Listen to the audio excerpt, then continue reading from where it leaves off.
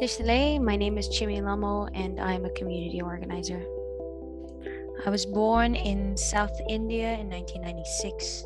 However, because Tibetans and the plight of the Tibetan people is such that we were displaced in 1959 when the Chinese government took over our country.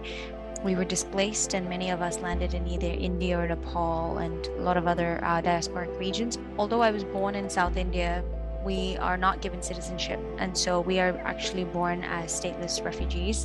And even the word refugee is a little contentious because the UNHCR does not recognize us as refugees. So we're not entitled to refugee status either. So we're technically just stateless people. But I definitely knew and felt othered in every space that I've occupied in my life because as a Tibetan who was born outside of Tibet, I've never experienced a community where I was part of the majority or I was able to speak my own language and didn't feel like I was an outsider.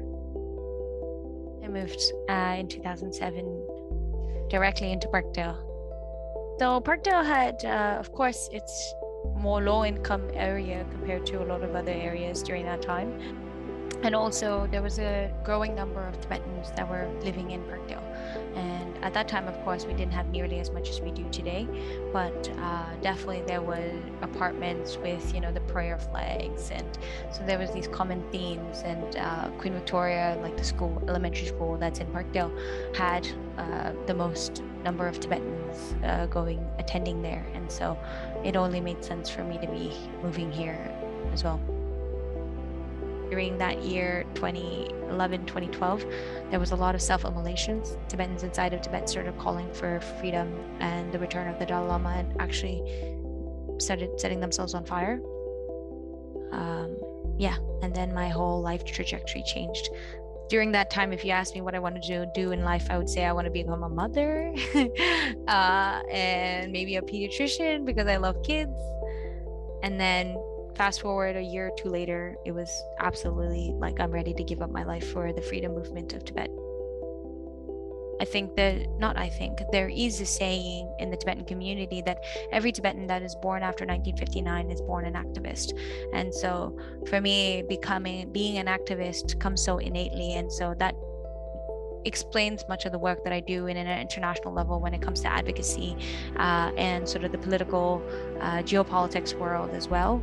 And then community justice comes because it only makes sense for me to be doing work on the grounds to understand the nuances of what needs to be changed at a larger scale. It's rewarding. However, it's not easy.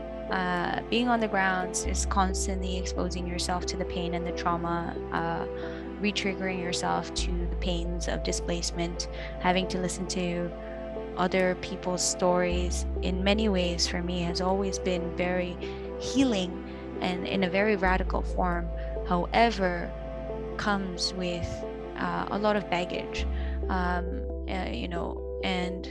I don't think it's necessarily negative, but the baggage is mainly the responsibility and duty that I have to be able to tell these stories, to be able to keep these stories within me and carry them with me as I grow into another being. So in Parkdale, in the past few years, it's been a blessing because our Tibetan community has increased by so much that we come together every Wednesday to dance. And dancing is one part of our culture. However, Wednesday is a larger homegrown movement called Hakar that was born inside of Tibet as a form of resistance, because there are intentional ways that the Chinese government is constantly trying to erase the Tibetan identity. There is a lot of injustices, in many ways cultural genocide happening inside of Tibet, and despite all of that pressure, Tibetans inside of Tibet have decided to use Wednesday once a week as an opportunity to join forces and unite and make an effort to preserve their rich tradition and culture by eating, speaking, and wearing Tibetan, and then supporting Tibetan local businesses. And so if Tibetans inside of Tibet can do that, why can't we here living in a free world? Inside of Little Tibet here in Parkdale, about 4 or 5 years ago, we started celebrating Hakar together by coming together on a Wednesday evening and dancing. I think a lot of the Tibetan restaurants for me has been very stable.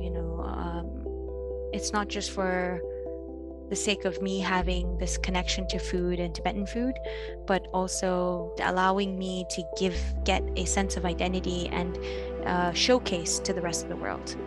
If I was talking to anybody else about Parkdale and that, anyone would want to refer it to, I would want to refer it to as Little Tibet. That would be partly because, or mostly because of the existence of Tibetan restaurants. The community exists, and Hakar is very recent in many ways.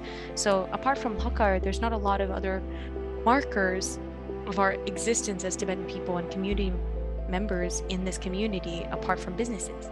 And so the 13 different restaurants that exist in Parkdale become like that staple business in our neighborhood that marks my identity.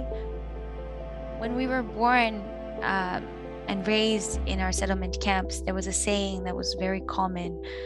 Whenever a young person decided to dream big, community members actually were the ones that reminded us that there was a big R on our forehead, and that R meant refugee, meaning that no matter what you wanted to do in this world, there's a glass barrier, glass ceiling for you, and that is because of your mere identity as a refugee. And so that image of a big R on my forehead is something that I saw in my mirror very often.